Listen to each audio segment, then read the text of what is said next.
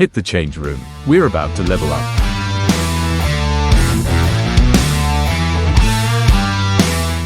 Hello and welcome to the Change Room. Now here at Prolific Fitness, our goal is to help people create life-changing body transformations, and the Change Room is an extension of that. It allows us to get information into the hands of people who want the answers, who need the answers, and today I'm actually really excited about this topic. This topic is one that affects pretty much everyone in some capacity, small or large, but it is the idea of habits and spirals, okay? Now, you may not recognize them as spirals, but so many people, actually almost every single person I chat to that comes to us with help with transformation has allowed some sort of spiral to take place short term and ultimately in the long term in a negative sense. Now, the question is, in terms of a negative spiral, how do you catch that? I mean, one thing goes wrong and it leads to another and it leads to another, and suddenly you're, months down the track in the wrong direction. And same with positive spirals. How do you manufacture positive spirals? That's what we're going to be talking about today, okay? Now, this is a tale as old as time, okay? I mean, we all know what it's like to have back-to-back meetings, you're tired, things go wrong in your day, you're stressed, and then suddenly the idea of making that good food decision goes out the window, okay? So suddenly you're grabbing a snack from the vending machine, you know you shouldn't, a chocolate bar, something like that. Now, what happens is your blood sugar levels spike, your decision-making is affected, and because of that, it actually affects the next decisions that you make in your day. Suddenly, you don't feel as motivated to go to the gym, and so you skip the gym that day, and you go, you know what, it's fine, it doesn't matter too much if I skip a day. And then what happens is you start skipping a couple days, and you start labeling yourself as a stress eater, and I just do this, and I have this habit, and I'm lazy, and then suddenly it's, you feel guilty, and you skip your workouts, and suddenly you've lost momentum. And that's how it happens. People will go on vacation. People will, be sick. Things like that get in people's ways and completely tank the progress that they're making and the momentum that they have. So how do we get on top of this? Well, I think the first thing is figuring out what is actually going here in a spiral. Now, actually, before we get into that, one thing I do want to do is I want to give it a quick shout out, okay? And this is something that we'll probably work into these episodes, but I want to give a client shout out to Jarrod. Now, Jarrod came on board with us just over 10 weeks ago to get on top of his weight loss. His goal was to lose 10 kilos in 10 weeks, and he surpassed that. He actually ended up losing over 10 kilos before the 10 weeks passed, and he went off to Fiji this week, so he's over there enjoying the sunshine, so good for him. But I just wanted to give a quick client shout out, and it's possible. If you commit yourself to these things, it is possible to get on top of them and to win, and that's the whole point of what we're trying to do here, okay? So I just wanted to give him a quick nudge, a quick shout out for the awesome work that he did, okay? But let's get back into this. What is actually happening in the mechanics of when you fall off track, okay? Now, the first thing to realize is that every habit, every decision, every action, positive or negative, has a trigger. There is a trigger that's getting in the way. Now, it's any internal or external cue that can cause you to take an action. So some external examples would be a deadline's approaching, your kid's sick, an email, a bad night's sleep, even the smell of biscuits. Those are all external triggers, okay? Things outside. There are then internal triggers, which are also relevant too. Cravings, thoughts, emotions, things like that. Hormone levels changing. Those are all the examples of internal triggers that can cause a chain reaction of decisions, okay? And so this is the cool part, is we have to figure out, first is a trigger. Number two is that your state is affected. Now, what is state? State essentially is how your brain and your body is affected. I always want you to just think brain and body, okay? Now, the first thing is like your brain reads it. A lot of these things as, is it a threat, is it an opportunity? So your brain actually goes through a chain reaction to try to figure out if this thing is a negative or a positive, okay? There's a bunch of chemicals that can be released. I mean, these include cortisol, dopamine, adrenaline's pumping, your heart rate elevates. There are physical changes in your body that take place as a result to many of these triggers, okay? And then you feel these, you might feel exhausted, you might feel on edge, you might feel anxious, and that's actually the physical manifestation of the feeling of what's going on. Now, it's important to realize that there's always that trigger. That trigger always affects the state of your brain and body physically, and then there's a mood that follows. So it's always that order. And then the mood essentially is how you interpret or how you feel about that state that you are experiencing. Are you calm? Are you anxious? Are you on edge? I think that's a really important thing. And the mood, think of it like some tinted glasses, that everything that you then interpret or see is a result of that. So for example, The physical reaction of getting a text message that makes you nervous might elevate your heart rate. That elevated heart rate, you then interpret, oh my gosh, I'm anxious, I'm nervous, I'm afraid, whatever it might be, which is a very valid, I should say, and real interpretation of that, because that's what your brain goes, oh, I'm anxious. And then as a result, you see everything through those tinted glasses, okay? So that's the mood. Now, then what happens is you, from that mood and that tint that you are now looking at the world through, you then make a decision. And that decision could be a good one, it could be a bad one. And I think it's really important to understand that your prefrontal cortex, the part of your brain that is responsible for decision making, is often very affected by these changes in state. For example, if your heart rate elevates and your blood's pumping adrenaline, and you're constantly in this state of anxiousness and nervousness, your prefrontal cortex isn't actually operating properly. So your ability to make good decisions is totally affected. So I think that's important to realize, and if you even just pay attention to the fact that I'm nervous and I'm probably going to make bad decisions, even the awareness of knowing that that's going on is empowering. It allows you to actually be able to make smarter decisions because you know, hey, this is probably just my body's reaction. It actually demystifies why you're feeling like this, okay? So then you make a decision. Now, that decision, if made repeatedly, can cause a habit, right? So it's important to realize that this loop takes place on a short-term time frame if you make a decision one time, and if you make the decision a bunch of times, that causes a habit. Regardless, what happens is you make that decision, that reaction to the mood, which is obviously affected by the state, which is affected by the trigger, okay? So you've gone through this whole process. Now, when you make a decision, subconsciously, you are casting a vote for the kind of person that you are. And people don't realize this. This is all through Atomic Habits in terms of the idea of identity-based decision-making and identity-based habits.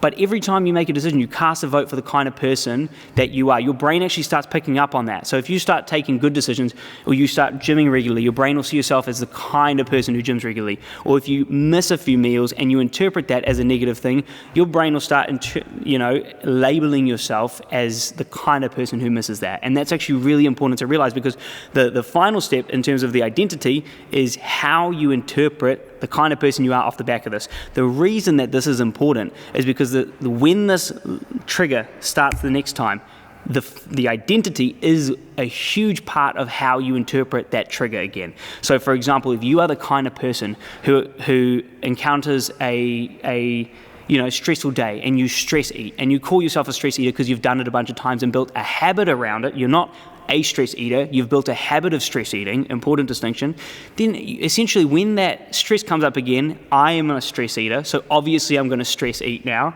and you've just essentially created a self-fulfilling prophecy because of the identity of the kind of person that you are. I think a really cool example of this is the fact that, and this is, if you listen to any kind of elite athletics or in terms of sports, in terms of the mindset side, it's such a huge part of sports, and people don't quite realize this a lot of the time. One of the biggest things is reframing anxiety or nervousness as excitement, because they actually manifest the exact same in the body. Your heart rate elevates, adrenaline's pumping, blood flow goes away from the digestive organs to extremities to allow you to move and perform faster. It's the exact same pattern, or it's a very similar pattern in the body. And actually one thing that athletes work a lot on is actually reframing anxiety as excitement. And what happens is if you start being the person that gets anxious and nervous and starts going, you know what, I'm excited about this challenge, I'm excited, what happens is next time that they encounter these high stress or high pressure situations, they go, you know what, I'm the kind of person who thrives in this. And that's exactly what I want you to start doing. I know for a lot of people this may be really out your comfort zone to start reinterpreting how your body's feelings and how you interpret those. But I think it's a really important thing, and I want to start challenging you to start leaning in towards that. If I make a mistake, how can I just, instead of being the kind of person who makes a mistake, I can be, I made a mistake, but I'm the kind of person who learns how to get on top of this. So I'm going to do that right now and I'm going to learn, okay? So that's actually how this all unfolds, all right? And then in the long term, those habits stack, and then you also, if you see yourself falling off enough weeks in a row and feeling guilty for it and interpreting yourself as not good enough. If we play that last example out of missing a few because of the busy day, you binge through the weekends because you feel guilty about it. You avoid the gym because you feel embarrassed. Then you call yourself an all or nothing person long term. I'm an all or nothing person who always falls off. I always fall off. I start something and then I quit, and I'm all or nothing. And so and these kind of labels I hear them all the time, get thrown around. And then what happens is your weight creeps up and you get overwhelmed, and even the idea of starting again becomes a mammoth task. So obviously we don't want to get you into that state. So the biggest thing, the first thing, and this is a little bit of an audit. You can run this now to see but you may not be aware of what actually happens in the moment. I want you to pay attention to what the trigger is. And this is where does the spiral start for you? What is the initiation of that? Remember, if we go through the steps, there's always a trigger that affects your state, which affects your mood, which is that the tinted glasses of how you interpret everything.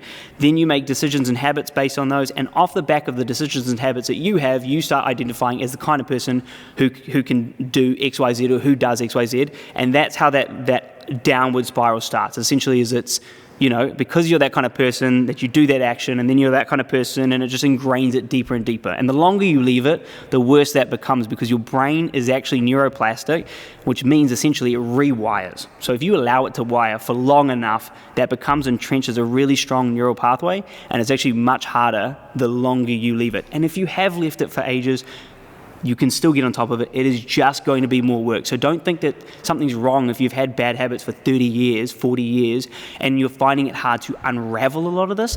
Nothing's wrong with you if you find this harder. It's going to be harder because you have decades of built up neural pathways. Understand it's going to be harder for you than someone who's been in bad habits for 2 months. But that's okay. It's okay.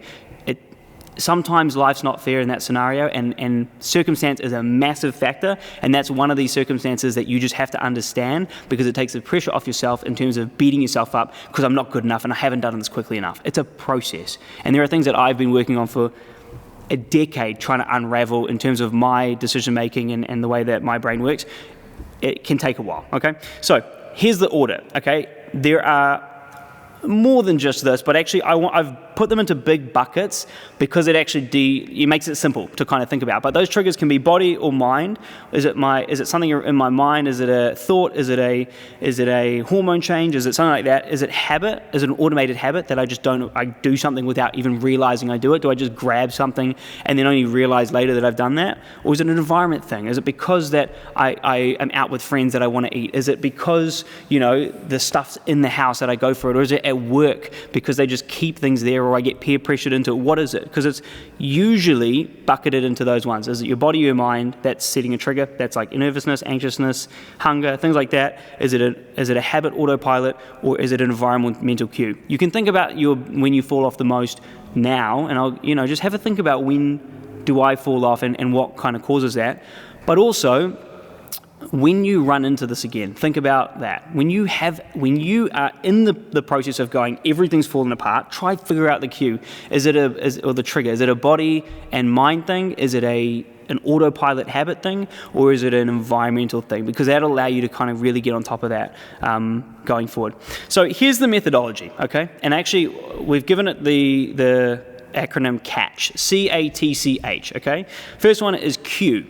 You need to spot the cue, whatever it is. Like we just mentioned, spot the cue, okay? A is arrest. So the idea is you want to get on top of that. Now, a lot of the time, what that means is that your body is going through a reaction. Like we said, there's always the trigger that causes the state of the body and mind to adjust. Now, in this case, you need to catch that. Now, for example, it might be if you have a stressful day, right?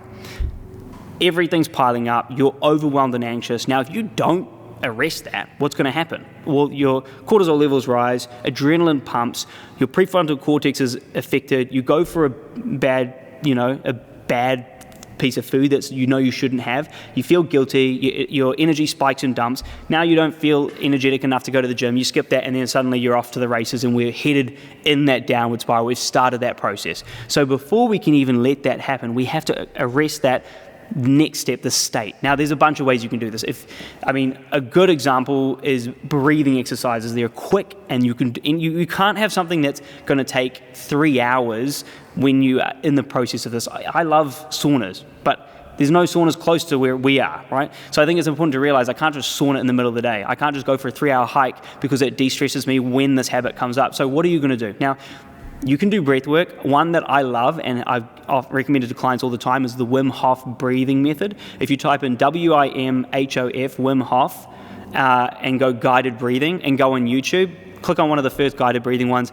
If you do 5 minutes of that, I guarantee you have to do it seated because it's very, your body feels it, but it's an amazing way to just de-stress and get out of your sympathetic nervous system, your fight or flight. But even here's a peeled back version of this. Even if you take a double inhale, so the idea of taking a double inhale and a long exhale is a version of a breathing exercise that even if you do 2 or 3 of these, scientifically it has been shown to actually reduce cortisol spikes and adrenaline spikes in people. So what that looks like is just take a big breath in and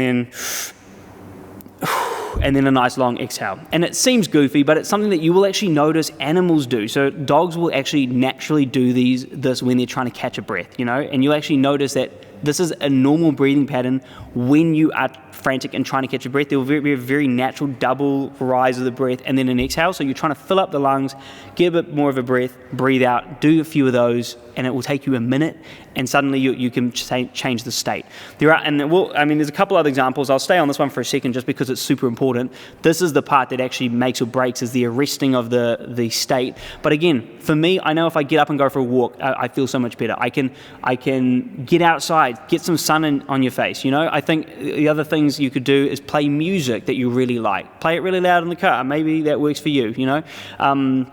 It might be journaling. It might be whatever it is. It doesn't really matter as long as you can get to it quickly and it can drop the central nervous system state, essentially just allowing you to rest or just be present and at ease, okay? So for a lot of people, breathing exercises, quick ones, or going for a walk, or getting outside, or playing music, it stops that escalation, okay? So that's a big one there, okay? So whatever it is, figure out what that trigger is and arrest that. Then we need a tiny win. So that's CA. So C is cue, A is arrest, T is tiny win. You need to make a decision in the right direction for what we want to do. So we've already arrested it. Going for the walk is the tiny win. Perfect. We've just done that, okay? It might be that through the day, the cue might be that your hunger levels start coming up and you ignore them. Instead of ignoring them, you going for a protein bar or going for, going to a healthy option versus a bad option. That tiny win is you making an aware decision in the right direction. It might be, it might be one of plenty of things. There's so many examples of this, but stress and convenience and even the idea of not prepping, when that moment comes to prep, that decision, and you go, I can't be bothered, even arresting that and going, no, I need to actually make a tiny win, a small win. Maybe I'm just going to, get my breakfast ready for next week, or maybe I'm just going to cook twice the portion today for tomorrow. I think that's a big thing there, is just see if you can do a tiny win. The smaller the win, the better. Going for a walk, doing some breath work, making a decision, even like booking in your calendar that, the intention of going to this place for lunch instead of here will pre-decide, and that pre-decision makes the decision much easier, okay? Celebrate. Give yourself the props for that. I think that's a really important part, is you have to give yourself the props. So many people feel goofy about celebrating wins, but the issue with that is it's a reinforcing cycle. So if you do something good and then you pat yourself on the back for it, or you acknowledge, hey, you know what, good job, you actually got on top of that, then guess what? You are reinforcing that positive loop for that decision next time. So if you go, you know what, you did a great job, you feel proud about it. Now, if you feel proud about it, it's satisfying. And if a habit is satisfying or an action is satisfying, you're going to do it again. So always, when you make good decisions, always give yourself the pat on the back. And I see so many people make good decisions, be unhappy, be idealistic about it should have been like this, and then beat themselves up because it was supposed to be like this, but they still did a great job, and now essentially they're negatively wiring their good efforts. I gave a good effort, and I should have been here, and I was just a little bit less than that, so now it's all falling apart, and that's a huge mistake, because suddenly you're putting negative emotions to something positive that you've done. And so in this case, we need to make sure that we go, you know what, I was anxious, and instead of letting it pile up and then skipping the gym, I actually decided, I'm going to go for a walk, de-stress, and then and suddenly I can make good decisions now. Good work. Like you're the type of person that gets on top of that. The next one is, so that's the C, the celebrate, and the H is hook. Now I want you to hook your identity to this, okay? So this is actually, you've done the celebration, but I also want you to say, and it may feel goofy, but even if you just say in your head that I'm the type of person that does this, you need to hook your identity to the celebration of the win that you just had. So you have the tiny win, which is the T, then you have the celebration, and then you hook your identity to that. So you go, you know what, like, good work, Luke. You know, we're becoming the kind of person that can do this. I'm the kind of person that can stay on top of these goals. Because essentially what we're trying to do is we're trying to figure out what the trigger is. As soon as we notice that we've started going down that path, arresting it, okay, then we're going to create a tiny win. We're going to celebrate that tiny win, which is the C, and then the H, which is the hook. You're going to hook it to your identity. So essentially that I am the kind of person who can do this and stay on track. And that essentially creates this reinforcing cycle. So the next time you hit that trigger, guess what? I'm the kind of person that can manage this. It's not a big deal, okay? So that is the flow. And obviously, I mean, I don't have to play out how this works on the positive, but this is exactly how, if you stack wins long enough, you are away. Like in this case, in the short term, you decide, you know what? I know I need to do my meal prep. So my decision now is I'm going to actually block out time for my meal prep. So because I blocked time on my calendar and I took that little step in the right direction, instead of being anxious, I went for a walk and then I blocked my meal prep. Now I feel good about the fact that I'm proactive and I actually do it. And now my energy is better because I'm actually eating what I know I need to eat. And because I feel good about that, I'm going to stick to my training. And now because I've stuck to my training, I've built muscle, I feel strong, I feel confident. Long term, this becomes an upward spiral too. An upward spiral is just winning consistently and then interpreting those wins as a positive identity. I'm the kind of person who can do this. I'm this. You know, I've become the kind of person. I think that's a really big thing too, is that like when you win, make sure you celebrate that win. Long term, you become the kind of person that can do that, and then you essentially will find it easy, because obviously if you're that kind of person, you're going to keep doing that kind of win. So I think that's kind of how that plays out, okay? One thing I will say also is that for trying to win, because this at the end of the day, this is a game of how do we make sure you can win more often and win consistently and tie that to your identity. That's the whole game. Set the bar realistic enough. If your nutrition or your training action steps for the week are too hard, you're not going to do them, okay? You're just not going to do them. You should be setting your nutrition and training expectations on yourself to a level that you are 80% likely to execute on that in the coming week. If you set your targets on, I'm going to prep 42 meals, which is, 6 meals a day for the next week, and they're all going to be measured to the gram, and that's your goal, but realistically you're not going to be able to do that. You're going to crash and burn. You're going to fail, because if you're not 80% likely to be able to go, yeah, I can do that, then you're not going to. Now, if you can do that, great, do it.